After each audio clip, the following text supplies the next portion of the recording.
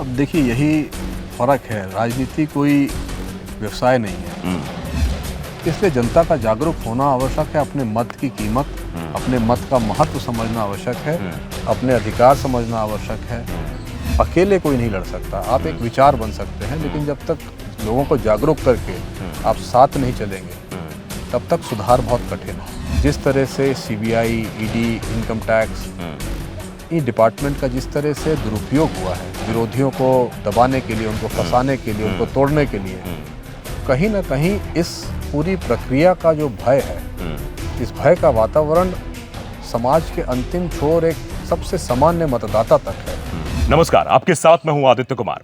हम इस वक्त रीवा मौजूद हैं और रीवा की एक सीट है गूढ़ विधानसभा, जो काफी चर्चित है क्योंकि यहां से कपिध्वज इस बार कांग्रेस की सीट पर प्रत्याशी बनाए गए हैं। पहले वो समाजवादी पार्टी में रह चुके हैं और वहां से भी चुनाव लड़ चुके हैं। साथ ही साथ वो पहले निर्दलीय भी चुनाव लड़े। हमारे साथ कपिध्वज मौजूद है। बहुत बहुत स्वागत है कपिध्वज जी। बहुत धन्यवाद आप। क्या हम आ रहे थे अभी तो काफी पोस्टर, कई सारे लोग मिल गए, बातचीत करें तो कपिध्वज भैया भैया कह रहे थे। क्या तैयारियां हैं इस बार के चुनाव में? जी बिल्कुल तैयारियां हैं, पूरी तैयारियां हैं। और कांग्रेस पार्टी तो 5 साल चुनाव लड़ती है। हम लोग लगातार क्षेत्र में बने रहते हैं और चुनाव की तैयारियां तो 5 साल प्रतिदिन की जाती है। तो तैयारियां तो आपकी, आप बता रहे 5 साल तैयारी चली। वैसे भी कहा भी जाता है कि चुनाव, राजनीति का मतलब चुनाव नहीं है। चुनाव तो 5 साल में एक बार होते हैं, राजनीति तो पूरे 5 साल चलती है। ये मुझे समझ में नहीं आया, कपिध्वज भैया, कपिध्वज से बड़ा लगाव, ऐसा क्या कर दिया आपने विधानसभा क्षेत्र में या फिर रीवा में कि सब भैया भैया के क्या अटैचमेंट हो गया आपसे? देखिए हमारे यहाँ भैया भाई को कहा जाता है। अच्छा। और भाई बन के, परिवार का सदस्य बन के प्रयास ये हम करते हैं कि अपने परिवार, जो कि हमारा पूरा क्षेत्र हमारा परिवार है, तो अपने परिवार की भाई बन के या उनके परिवार के सदस्य बन के सेवा करें। और यही कारण से लोगों से लगाव है, और वो लगाव दिली है, कोई फायदे का लगाव नहीं है वो। अच्छा, वैसे भी आपके बारे में थोड़ा पढ़ा तो आप राजा महाराजा घराने से हैं। क्या ज़रूरत पड़ गई कि जनता धूल फाँक रहे हैं, गलियों में घूम रहे हैं? ऐसी क्या ज़रूरत पड़ गई? सब कुछ तो है आपके पास। अब देखिए यही फ़र्क है, राजनीति कोई व्यवसाय नहीं है। और जिन लोगों ने इसको व्यवसाय बनाया है, अब उनकी क्या बात की जाए। तो राजनीति सेवा का एक माध्यम है। और कहीं ना कहीं ये देखने मिला कि जो जनप्रतिनिधि हमारे क्षेत्र में रहे आए हैं, उनके द्वारा जनता की अवहेलना की गई। अच्छा। अब उसमें डिटेल में हम लोग न जाएं। बिल्कुल। लेकिन इसलिए कहीं ना कहीं हमको ये लगा कि अगर राजनीति को साफ करना है, सुधारना है, तो उसमें उतरना पड़ेगा, न्याय संगत करना है, पारदर्शी बनाना है, जनहित के लिए सुगम बनाना है, तो खुद उतर के उसकी सफाई करनी पड़ेगी। लेकिन ये बालकवि बैरागी ने एक पंक्ति कही थी कि राजनीति काजल का पर्वत है, काजल के पर्वत पर चढ़ना, चढ़कर पार उतरना बहुत कठिन है। निष्कलंक रह करके ये सब करना, बहुत कलंक भी लगेंगे, बहुत उंगलियां भी उठेंगी कि कपिध्वज जैसे हैं, कपिध्वज जैसे। उनका सामना कैसे करेंगे कपिध्वज? देखिए, आरोप लगाना, उंगली उठाना, ये तो प्रभु श्री राम के ज़माने से चल रहा है। हम लोग तो यही कर सकते हैं कि अपने कर्म में, अपने रास्ते पर ईमानदारी से चलें और लोगों के सुख दुख में भागीदार बने और क्षेत्र की ईमानदारी से सेवा करें। जो ईमानदारी शब्द है, इसी का राजनीति में आज के समय बहुत बड़ा भाव है जी। और जनता को इतना जागरूक किया जाए, मतदाता को इतना जागरूक किया जाए कि ईमानदारी अपने आप अपना रास्ता क्षेत्र में बनाए। मतलब मैंने देखा है खास तौर पे, देखिए जनता के दबाव में ही नेता बेईमानी छोड़ेंगे। जो इस तरह के नेता हैं, बिल्कुल, वो जब तक जनता का दबाव नहीं होगा तब तक लोग सुधरने वाले नहीं हैं। इसलिए जनता का जागरूक होना आवश्यक है, अपने मत की कीमत, अपने मत का महत्व समझना आवश्यक है, अपने अधिकार समझना आवश्यक है। ये जो प्रजातंत्र में क्या व्यवस्था है, एक विधायक की क्या भूमिका होनी चाहिए जनता के सेवा के लिए, वो समझना आवश्यक है। अधिकारी कर्मचारी किस लिए जनता के किस तरीके से सेवा करने के लिए रिस्पॉन्सिबल हैं, वो जनता को समझना ज़रूरी है। आज दुर्भाग्य से, चाहे वो नेता हो, चाहे प्रशासनिक तंत्र हो, अंग्रेजों की तरह व्यवहार करते हैं जनता से। और अंग्रेज आप जानते हैं, देश जब गुलाम था तो उनकी क्या नज़रिया था भारतीयों के लिए। बिल्कुल। अब दुर्भाग्य से वही नज़रिया विधायक और सांसदों का हो गया, नेताओं का, सांसदों का, और यहाँ तक कि जो अधिकारी हैं क्षेत्र के, उनका हो गया है। जनता की कहीं कोई सुनवाई नहीं है। पग पग पे जनता को अपना अपमान, स्वाभिमान छोड़ना पड़ता है। ये सब व्यवस्थाएं दुरुस्त हों, जनता की इच्छाएं, जनता की शिकायतें, जनता की सुनवाई को प्राथमिकता मिले, ये सब देखने के लिए, ये सब सुनिश्चित करने के लिए हमारा राजनीति में हमने प्रवेश किया है। और ये लड़ाई अकेले कोई नहीं लड़ सकता। आप एक विचार बन सकते हैं, लेकिन जब तक लोगों को जागरूक करके आप साथ नहीं चलेंगे तब तक सुधार बहुत कठिन है। मतलब कारवां बढ़ाना जरूरी है। कारवां बढ़ाना ज़रूरी है और सबको सुधार के दिशा में इन्वॉल्व करके बढ़ना जरूरी है।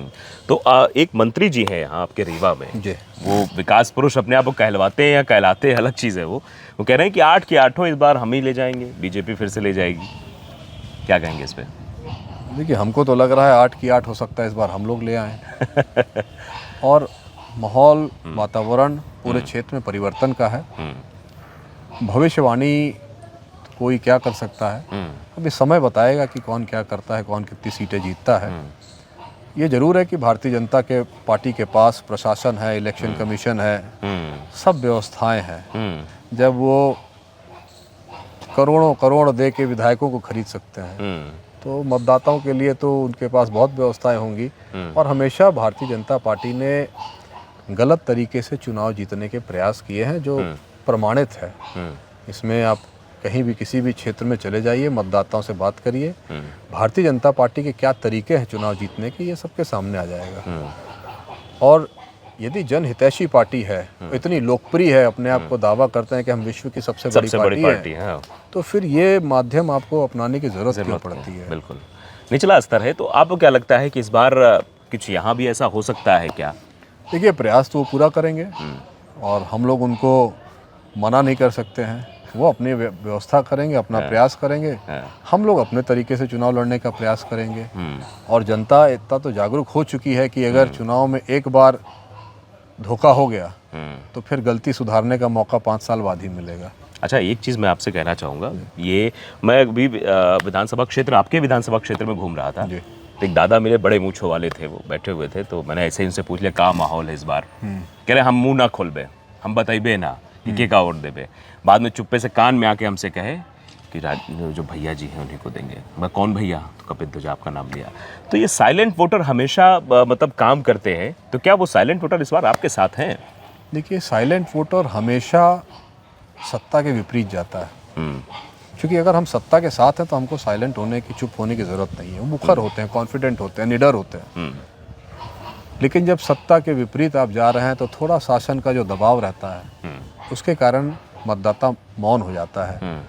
और जब से केंद्र में भारतीय जनता पार्टी की सरकार आई है, जिस तरह से सीबीआई, ईडी, इनकम टैक्स, ये डिपार्टमेंट का जिस तरह से दुरुपयोग हुआ है विरोधियों को दबाने के लिए, उनको फंसाने के लिए, उनको तोड़ने के लिए, कहीं ना कहीं इस पूरी प्रक्रिया का जो भय है, इस भय का वातावरण समाज के अंतिम छोर एक सबसे सामान्य मतदाता तक है कि सत्ता के खिलाफ नहीं जाना है, सत्ता के खिलाफ बोल नहीं सकते हैं, नहीं तो कार्रवाई हो सकती है, मुकदमा लिखा। अभी मैं बात कर रहा था, ये एक माइंडसेट बन गया है। यद्यपि उनके यहाँ कोई नहीं आएगा, ना सीबीआई आएगी, ना ईडी आएगी, ना इनकम टैक्स वाले आएंगे, लेकिन चूंकि सरकार का विरोधियों से निपटने का तरीका वो देखते हैं तो खुद भी भयभीत रहते हैं कि सरकार के खिलाफ हमको नहीं बोलना है। जनमानस में ये चीज़ इम्पैक्ट कर गई है। और ये मुकदमे की बात भी थी कि अगर वो ऐसा कुछ करते हैं, वो विधायक, वर्तमान विधायक है, तो फर्जी मुकदमे भी लगा दिए जाते हैं। ये तो क्षेत्र में फर्जी मुकदमों की बाढ़ आई हुई है। अच्छा, आपके विधानसभा क्षेत्र में पूरे रीवा में? गुड़ विधानसभा में तो है, बाकी का हम नहीं कह सकते हैं। गुड़ विधानसभा में तो फर्जी मुकदमों की बाढ़ है। अच्छा, आप समाजवादी पार्टी में भी रहे, आप निर्दलीय भी लड़े, दोनों के मुकाबले इस बार कितना समर्थन, जन समर्थन मिल रहा है आपको? देखिए, समर्थन तो भगवान की दया से, आशीर्वाद और प्रेम जनता का हमको सदैव मिला है और भरपूर मिला है। पिछली बार के मुकाबले इस बार पूरे क्षेत्र में एक परिवर्तन का माहौल है। लोग सरकार को बदलना चाहते हैं, लोग सीएम को बदलना चाहते हैं, लोग क्षेत्रीय विधायक को बदलना चाहते हैं। अब हमको ये नहीं समझ में आ रहा है कि प्रजातंत्र में विधायक की एक बहुत बड़ी रिस्पॉन्सिबिलिटी होती है। बिल्कुल स्वाभाविक है। और दिन रात उसको जनता के लिए सक्रिय रहने की आवश्यकता है, दौड़ने की आवश्यकता है, हर जगह उपस्थित रहने की आवश्यकता है। तो शारीरिक रूप से बहुत ज़्यादा एक्सपेक्टेशन रहती है। बिल्कुल, शारीरिक और मानसिक दोनों। भारतीय जनता पार्टी के पास क्या हमारे क्षेत्र का कोई प्रत्याशी नहीं था।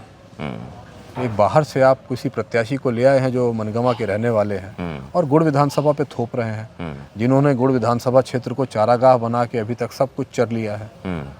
ऊपर से भारतीय जनता पार्टी के पास क्षेत्रीय कई दावेदार थे, नारायण मिश्रा जी थे, प्रज्ञा त्रिपाठी जी थी, बालेन शुक्ला जी थे, माया सिंह पटेल जी थी, मुनिराज सिंह पटेल जी थे, तो बहुत से क्षेत्रीय प्रत्याशी थे और सब नौजवान।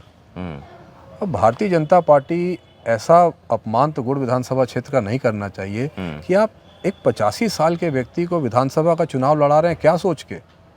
ये क्या करेंगे क्षेत्र के लिए?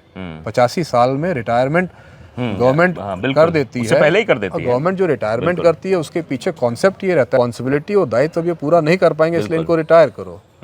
और 60 साल बाद गांव में कहावत सठिया जाते हैं, मतलब थोड़ा दिमाग कम काम करता है। 85 साल में आप किसी व्यक्ति को आप जनता के साथ ठगी कर रहे हैं। 85 साल का आदमी क्या करेगा क्षेत्र के लिए? बिल्कुल।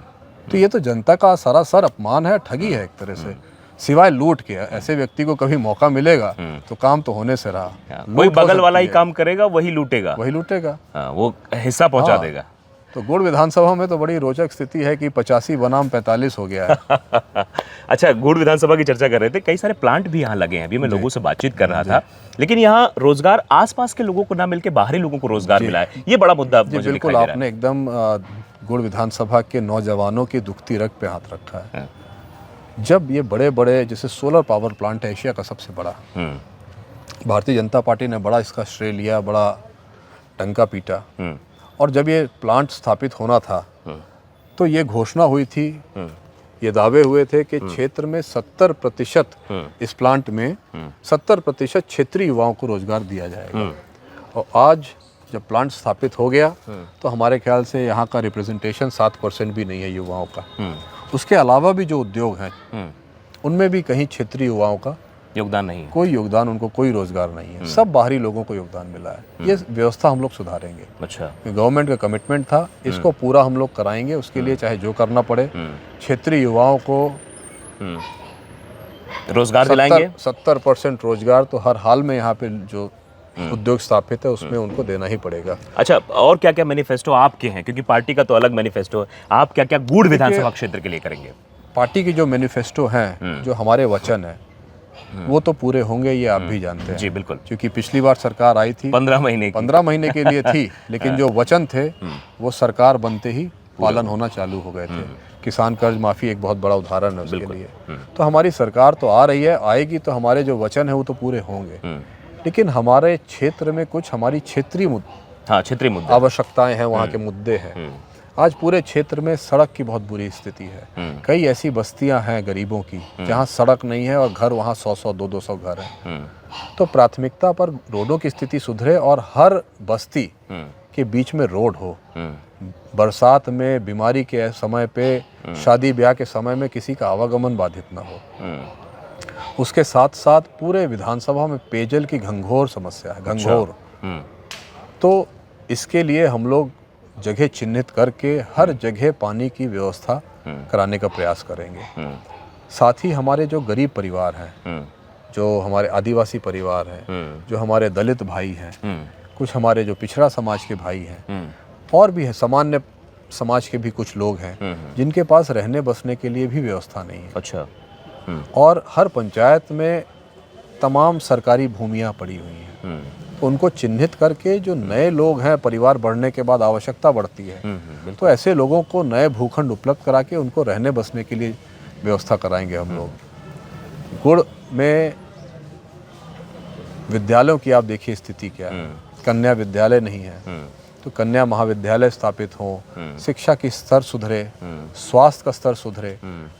बिल्डिंग बनाने भर से कोई दावे नहीं पूरे होते हैं। यदि बिल्डिंगों में कर्मचारी नहीं है, डॉक्टर नहीं है, बिल्कुल सेवा नहीं है, तो वो बिल्डिंग तो किसी को स्वस्थ नहीं करेगी, किसी को उपचार नहीं करेगी। यही हाल स्कूलों का है। टीचर्स नहीं है। और बिजली की ये स्थिति है कि आज बिजली मुश्किल से 2 मिनट 5 मिनट भी लगातार नहीं है। हर 5 मिनट तो में किसान को तो बड़ा नुकसान होता होगा। बहुत नुकसान है किसान को। और दिक्कत इस बात की है कि जो हमने आपसे कहा कि अंग्रेजों जैसा व्यवहार अच्छा। तो यदि किसी को कोई समस्या या दिक्कत है, अगर वो शिकायत भी करते हैं, आवाज़ भी उठाते हैं, तो वो अनसुनी हो जाती है। अच्छा।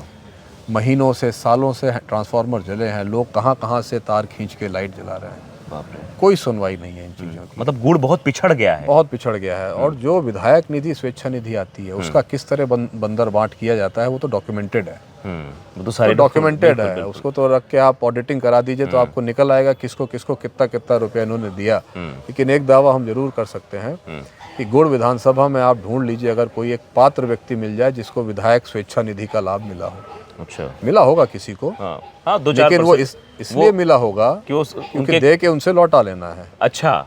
पात्र व्यक्ति को उसके काम के लिए कभी कोई पैसा नहीं मिला है। अच्छा, 50% कमीशन की बड़ी बात चल रही है इस वक्त मध्य प्रदेश में, इस पर क्या रिएक्शन है? 50% कमीशन है, खुले तौर पर है। जो विकास निधि है वो विधायक तभी देते हैं जब उनको पहले 50% आप चढ़ोतरी चढ़ाइए। अच्छा। खुले में है ये तो। आप सरपंचों से पूछेंगे, हो सकता है कोई दमदार सरपंच हो तो आपको सामने बता देगा, नहीं तो ऑफ द रिकॉर्ड पूछेंगे आप तो बताएंगे लोग। ये तो खुली किताब है। और वो भी उन्हीं को मिलता है जो उनके मतलब आना जाना लगा रहता है, उनके ठेकेदार हैं जो। अच्छा। जो वोट का ठेका लेते हैं, जो क्षेत्र का ठेका लेते हैं, ऐसे लोगों का। तो पूरी तरह से योजनाएं ठप हैं। भारतीय जनता पार्टी योजना अच्छी बना देती है, देखने में सुनने में अच्छी लग सकती है, पेपर में अच्छी लगती है, पेपर में अच्छी लगती है, बट वो टीवी पर भी सामान्य लोगों के पहुंच से बहुत दूर रहती है। और जो भी योजनाएं लाई जाती हैं वोट के लिए लाई जाती हैं, जनता के उत्थान के लिए, जनता के कल्याण के लिए। कोई 1250 जो है वो किस लिए है? वोट खरीदने के लिए। तिमाही योजना है, अगस्त, सितंबर, अक्टूबर। बता दीजिए यदि नवंबर में आना हो तो। आचार संहिता लग गई, कहाँ से आनी? अगर विधानसभा में पारित करते तो क्यों ना आती। बिल्कुल। दूसरी चीज, आज तो समय ठीक है, माता बहनें भगवान की दया से सब हाँ, मतलब सक्षम है बिल्कुल। लेकिन जब कोरोना काल था तो हर व्यक्ति परेशान था। उस समय से ज़्यादा आवश्यकता कोई समय में नहीं बिल्कुल। और कोई भी संवेदनशील सरकार हो जो जनहितैषी अपने आप को कहती है, तो जनता के साथ उसके तकलीफ में खड़ा होना चाहिए। तब लाडली बहना की याद क्यों नहीं आपको आई कोरोना के समय? अब आज वोट की ज़रूरत है इसलिए लाडली बहना याद आई। आज वोट की ज़रूरत है इसलिए गैस की टंकी याद आई। अगर आप यही सपोर्ट कोरोना काल में करते बिल्कुल तो एक बहुत बड़ा मैसेज जाता। और हाँ, संबल गरीब परिवारों को। वो समय ऐसा था जब रोजगार बंद था, व्यापार बंद था, खेती किसानी हर चीज बंद थी, आदमी मजबूर था, लॉकडाउन था। उस समय गवर्नमेंट ने कोई सपोर्ट नहीं दिया। और अब वोट के समय घूम रहे हैं। लेकिन कांग्रेस पार्टी की जो योजनाएं हैं वो योजनाएं नहीं है, वो वचन है, पूरे होंगे वो पूरे होंगे वचन। और वो कांग्रेस ने करके दिखाया है, आगे भी करके दिखाएगी। अच्छा, हनुमान भक्त भी बन गया कमलनाथ, तो अब तो पूरा करेंगे ही करेंगे। नहीं, हनुमान भक्त तो है ही। सनातन धर्म कोई आज का आया हुआ तो है नहीं। भारतीय जनता पार्टी तो सनातन धर्म लेके आई नहीं है। और हम लोग भी सनातन परंपरा के परम अनुयायी हैं। हम लोगों से ज़्यादा अनुयायी वो हैं ऐसा तो है नहीं जी। हाँ, भगवान का नाम लेके राजनीति करना ये अलग बात है। हम लोग अपने आस्था को अपने व्यक्तिगत तक सीमित रखते हैं, उसको राजनीति के लिए उपयोग नहीं करते। आखिरी सवाल एक, क्योंकि बहुत लंबा इंटरव्यू हो गया है, आखिरी सवाल ये कि मैं अभी बातचीत कर रहा था तो ये निकल कर आया कि आप विधायक नहीं थे तब भी आपने काम किया। ऐसा क्या मतलब, क्योंकि आप राजा हैं तो काम कर भी सकते हैं? नहीं, तो राजा मतलब ये राजा तो नहीं है। नहीं, मतलब ये जो चर्चा चल रही है, तो ये जो जनहित के कार्य हैं इसमें कितनी तेजी आएगी? देखिए, अब प्रजातंत्र में तो हम भी एक आम मतदाता हैं और कांग्रेस पार्टी के एक आम कार्यकर्ता हैं। अब भगवान के घर से सब एक बराबर नहीं होते हैं। दो सगे भाई भी होंगे तो वो भी बराबर नहीं होते हैं। कोई आगे निकल जाता है, कोई पीछे छूट जाता है। तो जो आगे निकल जाता है उसका ये दायित्व रहता है कि पीछे वाले का हाथ पकड़ के उसको हम आगे लेके चलें, उसको पीछे ना छूटने दें। यही उद्देश्य से यदि समाज में हमारे लायक कोई सेवा किसी को आवश्यकता पड़ती है, हमारे सेवा की, हमारे सहयोग की, तो उसके लिए हम हमेशा तैयार रहते हैं। और ये मान के कि ये हमारा परिवार है और इनकी सेवा करना, इनकी सहायता करना, इनकी सुरक्षा करना हमारा धर्म है। तो जितनी हमारी क्षमता है, जितनी भगवान ने क्षमता दी है, उस क्षमता के हिसाब से सेवा का प्रयास रहता है। चलिए, बहुत बहुत धन्यवाद बातचीत करने बहुत के बहुत लिए। धन्यवाद। तो आप साफ तौर पर देख सकते हैं कपिल जोशी से हमें बातचीत हुई है और उन्होंने कहा है कि मैं सेवा हमेशा करता रहूंगा और मैं ये जो विधानसभा क्षेत्र है गोड़, बाकी रीवा भी ये मेरा परिवार है, जितना हो सके लोगों की मदद करते रहेंगे। तो अब देखना ये होगा कि क्या मदद करने वाले को जनता चुनती है या किसी और को, ये वक्त बताएगा, 17 तारीख बताएगी और 3 दिसंबर को जब पेटियां खुलेंगी तो सबके सामने सारी स्थितियां क्लियर हो जाएंगी। लेकिन फिलहाल माहौल इस बार टाइट है।